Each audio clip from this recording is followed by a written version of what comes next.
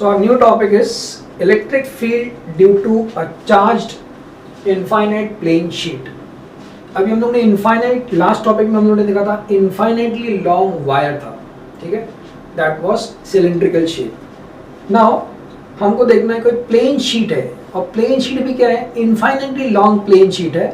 उस infinitely plane long sheet के आसपास उसके विसिनिटी में इलेक्ट्रिक फील्ड का वैल्यू कितना जनरेट होता है, या कितना, उसका फॉर्मूला हमको डिराइव करना है कि इलेक्ट्रिक फील्ड कितना होता है।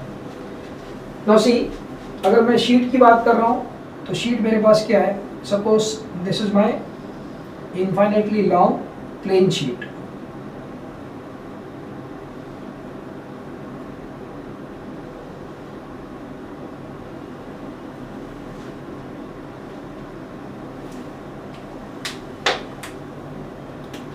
Now it is given what? It is given many charges. इसके बाद बहुत सारे चार्जेस है। जैसे चार्ज यहाँ पर ये साइड दिख रहा है आपको, शीट के पीछे भी वैसी चार्जेस है, ठीक है। नाउ अब शीट क्या है, शीट हमारे पास जो है वो एक सरफेस है, शीट का एक सरफेस इधर है और शीट का एक सरफेस बैक साइड में है। तो यहाँ पर जो हम लोगों को सरफेस, यहाँ पे जो डेंसिटी कंसीडर करना पड़ेगा। हम लोगों ने देखा था डेंसिटी तीन टाइप का होता है, linear charge density, surface charge density and volume charge density. तो ये जो सरफेस है, ये जो प्लेन शीट है, प्लेन शीट के दो सरफेस है, एक ये साइड हम लोग देख सकते हैं और एक इसके बैक साइड रहेगा। तो यहाँ पर जो हम लोग सरफेस चार्ज डेंसिटी कंसीडर करने वाले हैं वो कौन सा रहेगा, सरफेस, यहाँ पे जो डेंसिटी हम लोग कंसीडर करने वाले हैं वो कौन सा रहेगा, सरफेस चार्ज डेंसिटी। तो सरफेस चार्ज डेंसिटी क्या है, सबसे पहले हम लोग लिख लेते हैं surface charge density is sigma, surface charge density. Second, ये जिस मीडियम में शीट को रखा है दैट इज व्हाट, जो भी मीडियम में रखा है उसका परमिटिविटी होगा एप्सिलॉन, एंड एयर या फिर वैक्यूम का जो परमिटिविटी होता है वो क्या होता है, हम लोग के पास एप्सिलॉन नॉट होता है। तो this is permittivity of space, या आप एयर लिख सकते हो, एयर लिख लो या फ्री स्पेस लिख लो या फिर वैक्यूम। ओके, नाउ लिसन, अब करना क्या, मुझे इस फील्ड के आसपास electric field find, electric intensity find करना है इस प्लेन शीट के बाहर। मान लेते हैं हम लोग ये पॉइंट है, दिस इज द पॉइंट जहां पर मुझे इलेक्ट्रिक फील्ड फाइंड करना है, दिस इज पॉइंट P। तो यहां से इसका डिस्टेंस कितना है, यहां से जो इसका डिस्टेंस है देख सकते हो कि शीट से लेकर पॉइंट P का डिस्टेंस, शीट से लेकर पॉइंट P का डिस्टेंस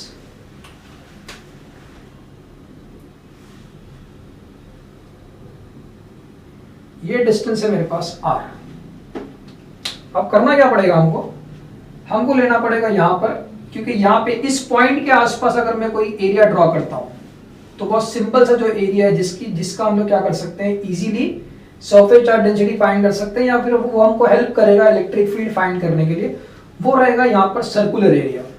इस पॉइंट के आगे सर्कुलर एरिया रहेगा, तो वैसे ही क्या होगा, वैसे ही यहाँ पर सर्कल हम लोग यहाँ ड्रॉ करेंगे, जैसे यहां पर हो जाएगा ये वाला सर्कल, ऐसे मैंने सर्कल ड्रॉ किया है, और यहां पर भी क्या पार्ट रहेगा, सर्कुलर पार्ट रहेगा। और ये जो बनेगा फिगर दो सर्कल से, आप देख सकते हो दोनों सर्कल से जो फिगर यहां पे बनने वाला है वो रहेगा मेरा सिलेंडर, ठीक है। यानी आई एम कंसिडरिंग व्हाट, पूरे प्लेन शीट में से मैंने यहाँ पे एक सर्कल कंसिडर किया है, ठीक है, पूरे प्लेन शीट में से मैंने एक सर्कल कंसीडर किया है, और इस सर्कल का जो एरिया रहेगा, क्योंकि प्लेन शीट का एरिया ds है, तो ये छोटा सा जो एरिया मैंने शीट का कंसीडर किया है ये क्या रहेगा, ds रहेगा।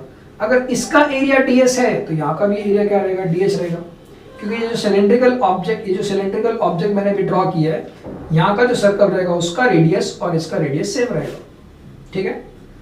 अब ये जो मैंने डिस्टेंस कंसीडर किया था ये कौन सा था, ये r था। प्लेन शीट के ये साइड मैंने r डिस्टेंस कंसीडर किया है, ओके। तो यहां पर जो इलेक्ट्रिक फील्ड इंटेंसिटी होगा, यहां पर जो इलेक्ट्रिक फील्ड इंटेंसिटी होगा ये इलेक्ट्रिक फील्ड इंटेंसिटी का डायरेक्शन क्या रहेगा, इस सर्कल के परपेंडिकुलर रहेगा। क्यों? क्योंकि ये जो चार्जेस है, ये प्लेन शीट के ऊपर जो चार्जेस है, वहां से उसकी वजह से जो इलेक्ट्रिक इंटेंसिटी है, वो इलेक्ट्रिक इंटेंसिटी प्लेन शीट के परपेंडिकुलर है। ठीक है, if you consider a plane sheet, अगर कोई प्लेन शीट हम लोग कंसिडर कर लेते हैं, suppose this is a plane sheet, ये प्लेन शीट है और ये प्लेन शीट मेरे बोर्ड के परपेंडिकुलर है। यहां मैंने चार्जेस दिए हैं, ठीक है, यहां मैंने चार्जेस दिए, तो यहां पे अगर मैंने चार्ज दिया तो इलेक्ट्रिक फील्ड जो इस तरफ होगी उसका डायरेक्शन क्या होगा, along the positive x axis होगा। ठीक है, तो ये डायरेक्शन इलेक्ट्रिक इंटेंसिटी का इस शीट के परपेंडिकुलर है। इन द सेम वे यहां पर जो सर्कल है, ये सर्कल पे भी क्या होगा, सर्कल के सरफेस के परपेंडिकुलर रहेगा हमारा इलेक्ट्रिक फील्ड इंटेंसिटी का direction at point P. Now see, जितना डिस्टेंस मैंने यहां कंसीडर किया है उतने ही डिस्टेंस पे शीट के ये साइड पे मैं डिस्टेंस कंसीडर कर रहा हूं, दैट इज व्हाट, इतना पार्ट तो आपको दिखाई देगा नहीं, तो यहां से हम ड्रॉ करते हैं कि ये पार्ट जो रहेगा ये ऐसे जा रहा है, यहां पे ये सिलेंडर है, यहां पर भी सर्कल ये रहेगा,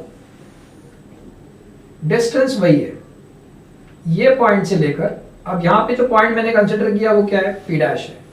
यहां मेरा पॉइंट था पी और यहां पे पॉइंट है पी डैश। ये जो डिस्टेंस है ये पॉइंट से लेकर इस शीट तक, ये डिस्टेंस क्या रहेगा, ये भी आर रहेगा। इसका मतलब ये है कि पॉइंट पी से लेके पी डैश का जो डिस्टेंस है, total distance that is 2r। तो ये जो पूरा सिलेंड्रिकल ऑब्जेक्ट है, इसके मिड पॉइंट से ये प्लेन शीट पास हो रहा है। आ रही है बात समझ में? I am repeating one more time कि ये साइड क्या है, ये साइड मैंने एक सिलेंड्रिकल ऑब्जेक्ट कंसीडर किया है, उसका लेंथ r है।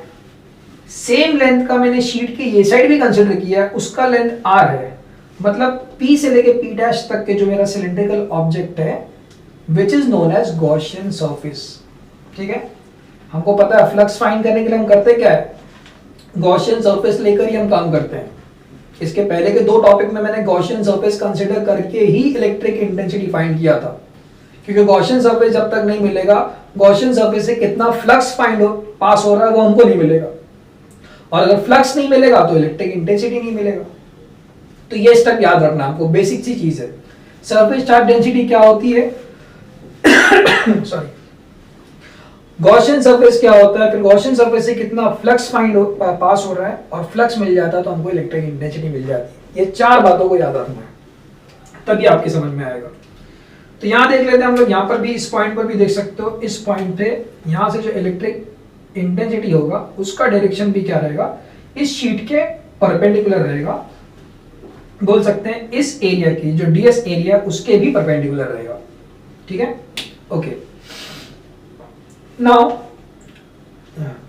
अब क्या फाइंड करते हैं हम लोग, अब फाइंड करना हमको फ्लक्स। पहले हम लोग कुछ क्वांटिटीज यहां पे लिख लेते हैं। What is DS? DS is again small surface area. Okay, what is E? E is again electric intensity. What is small r? Small r is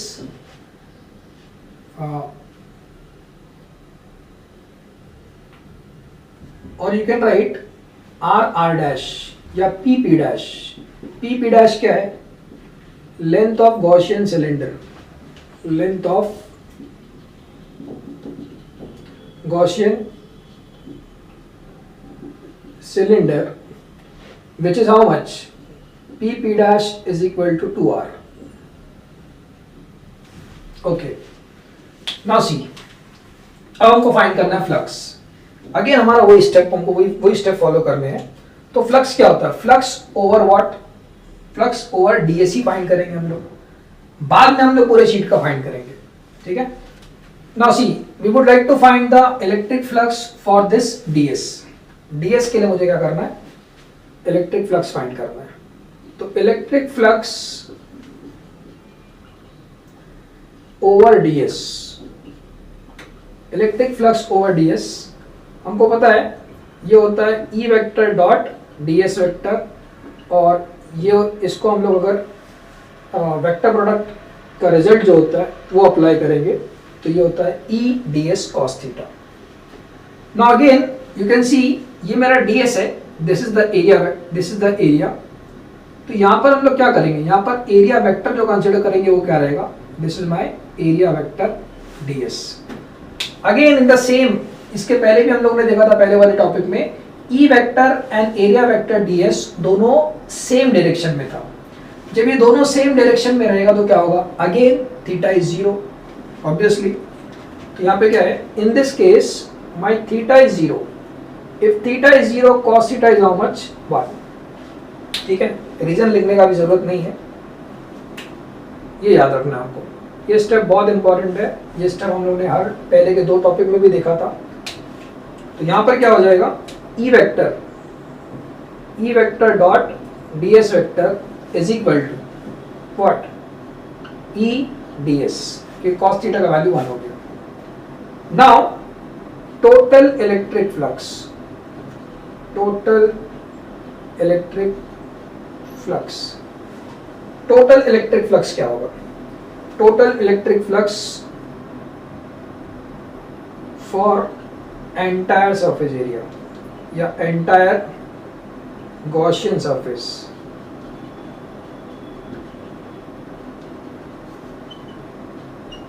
entire Gaussian surface के लिए जो टोटल इलेक्ट्रिक फ्लक्स होगा that will be how much, that will be equal to, मेरे पास ये रहेगा line integral over E vector dot ds vector. ये part रहेगा किसके लिए, ये हमारे राइट साइड में जो पॉइंट P है उसके लिए इलेक्ट्रिक फ्लक्स रहेगा।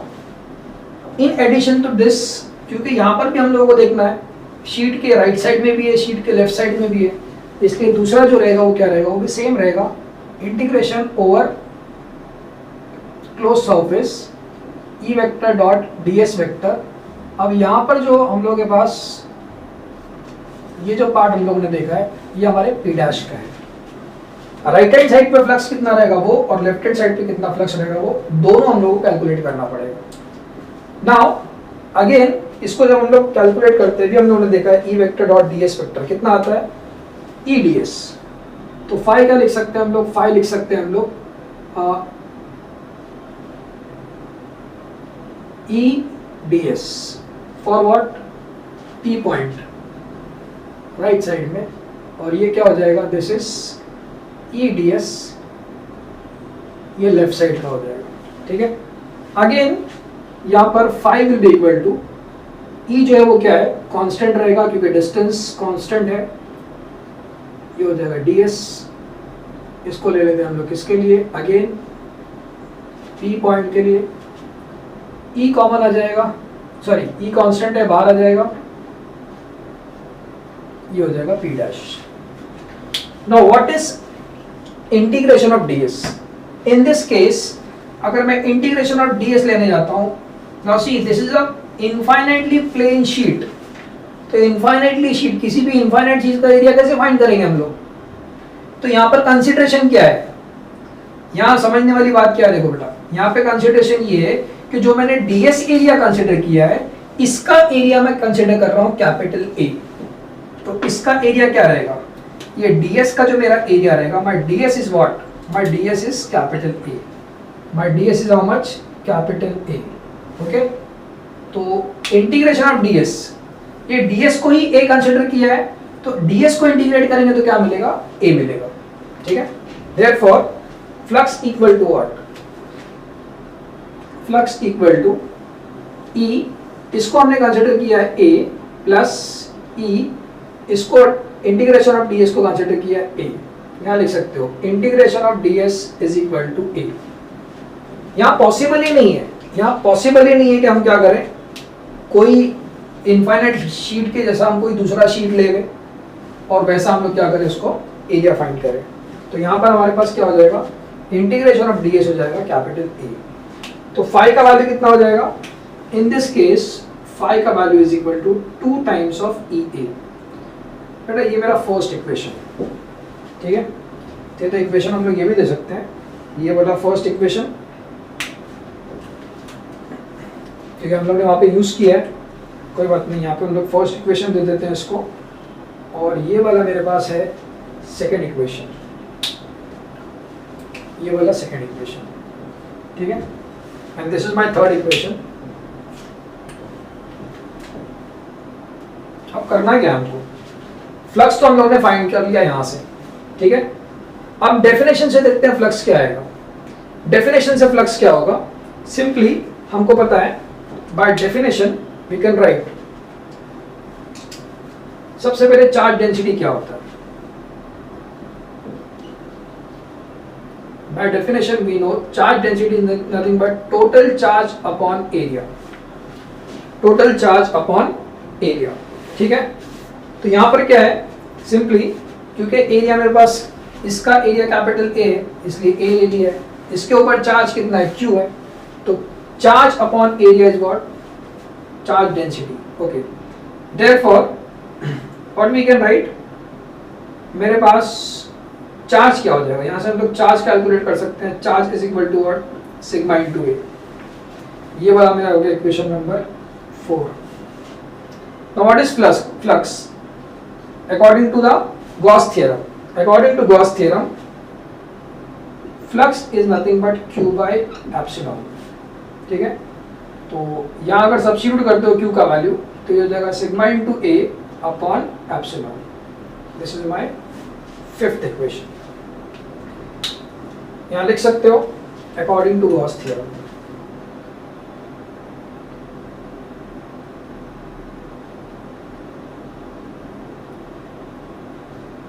So according to Gauss theorem, phi is equal to sigma into A upon epsilon naught. Now we have the last step. Last step में क्या रहेगा, हमारे पास ये फ्लक्स है, ये भी फ्लक्स है, दोनों को देख लेते हैं फ्रॉम इक्वेशन 3 and 5। तो ये क्या हो जाएगा, 2EA is equal to sigma into A upon epsilon naught, ठीक है। तो यहाँ पे क्या होगा, फ्रॉम 3 and 5, 3 and 5 से लिख सकते हैं हम लोग, A and A gets cancelled, A and A this gets cancelled, therefore we can write E is equal to what, E is equal to sigma upon 2 epsilon, ठीक है, sigma upon 2 epsilon, this is the standard result। ये हो गया equation number 6। बेटा ये result बहुत important है क्योंकि कोई भी आगे जब चैप्टर आगे बढ़ेगा तो हमको ये वाला फॉर्मूला काफी टाइम पे यूज करना है। तो E is equal to sigma upon 2 epsilon naught, कोई भी शेप का बॉडी हो, कुछ भी हो, सरफेस, जहाँ पे जिस भी बॉडी में सरफेस रिलेटेड चीज रहेगी वहां पर हम लोग क्या करेंगे, ये वाला फॉर्मूला यूज करेंगे। Now we are going to see a numerical based on this topic. बहुत ही सिंपल है बेटा, डायरेक्ट फॉर्मूले में हमको इसको सब्स्टिट्यूट करके रिजल्ट लेके आना है। The charge per unit area of a large flat sheet of charge 3 microcoulomb पर मीटर स्क्वायर। ये प्रॉब्लम नंबर हम लोगों का है एग्जाम्पल 8.3। एग्जाम्पल 8.3, इसका डेटा देख लेते हैं हम लोग फटाफट। यहाँ पे क्या बोला है, चार्ज पर यूनिट एरिया। तो चार्ज पर यूनिट एरिया होता क्या है, सिग्मा, क्योंकि इसमें क्या होता है, चार्ज अपॉन एरिया। तो सरफेस चार्ज डेंसिटी को क्या बोलते हैं, उसका एक दूसरा नाम क्या है, उसका निकनेम है चार्ज पर यूनिट एरिया। तो चार्ज पर यूनिट एरिया क्या है, 3 micro coulomb per metre square. तो this quantity is given in SI unit, तो चेंज करने की जरूरत नहीं है। Calculate the electric field intensity at a point just near the surface area. Just near the surface area हमको क्या find करना है, इलेक्ट्रिक इंटेंसिटी फाइंड करना है। तो यहाँ लिख देते हैं हम लोग, टू फाइंड, क्या फाइंड करना है, इलेक्ट्रिक इंटेंसिटी, ठीक है। कोई भी सरफेस एरिया के जस्ट बाहर ही फाइंड करना, बहुत दूर फाइंड नहीं करना। तो इसके लिए फॉर्मूला क्या होगा, फॉर्मूला देखा हम लोग ने, formula, general formula of electric intensity is what, sigma upon 2 epsilon not. Solution बहुत ही सिंपल है, डायरेक्टली यहाँ सब्स्टिट्यूट कर सकते हैं। 3 माइक्रोकूलम, 3 माइक्रोकूलम है तो क्या होगा 3 × 10⁻⁻6 कूलम पर मीटर स्क्वायर। ये कन्वर्जन जरूरी है, 10⁻⁻6 upon 2 × what is epsilon not. Epsilon not का वैल्यू होता है 8.85 × 10⁻12। ओके बेटा, अगर ये कैलकुलेट करना है आपको तो हम क्या कर सकते हैं, एक इसमें ये भी हो सकता है कि